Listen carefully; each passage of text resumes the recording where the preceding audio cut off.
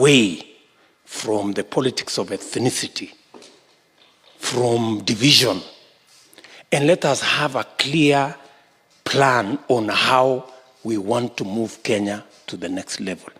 Our agenda is to ensure that we create jobs for those who don't have jobs.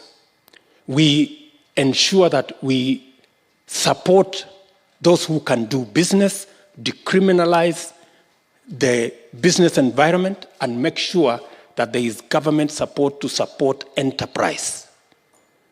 We also ensure that our farmers across the country are planting the right crops, getting the right advice, getting the right financing, getting the correct returns, and accessing the correct markets, and ensuring that everybody carries an equal burden of our taxes, whether it is in NHIF, whether it is in NSSF.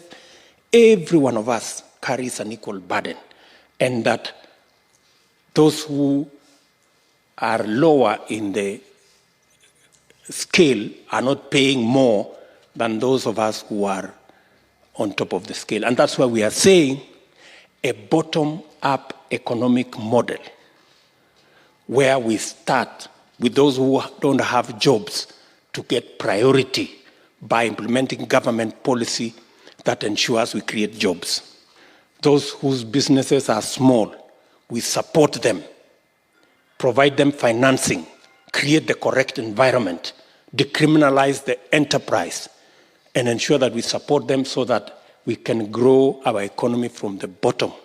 Ensure that our farmers have the correct advice, they get the correct earnings, they have access to the correct markets, and that they are getting the correct support in the whole chain, all the way through agro-processing, value addition to manufacturing.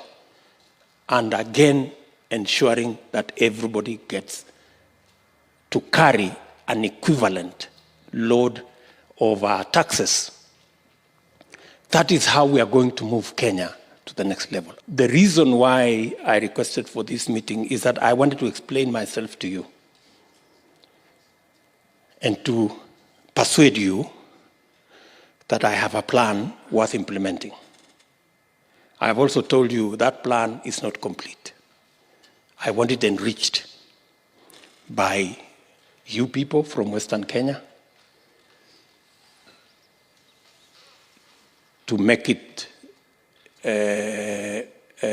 sensitive to the priorities that you think will help Western Kenya move faster.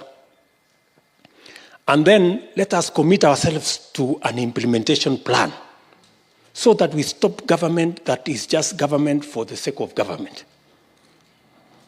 I am prepared to be held to account because I have no doubt in my capacity to deliver. I'm going to speak from my experience as the first director of Vision 2030 Secretariat in this country. And I can tell you, my good colleagues, that whatever His Excellency, the Deputy President, has presented to us is exactly the kind of model that transformed many countries that never had any natural resources to be first economies today, the likes of Singapore, the likes of South Korea. So it's doable, and I would like us to leave this place to believe that with the right strategies in place that we are going to put as professionals, this is very doable. Politics, the way Your Excellency you have stated, and I have noted it down, politics is a game of interest. But nobody has ever defined to us what is political interest. That's why, at the end of the day, some people think the interest in politics is grouping as a community, then getting leadership, and you run away.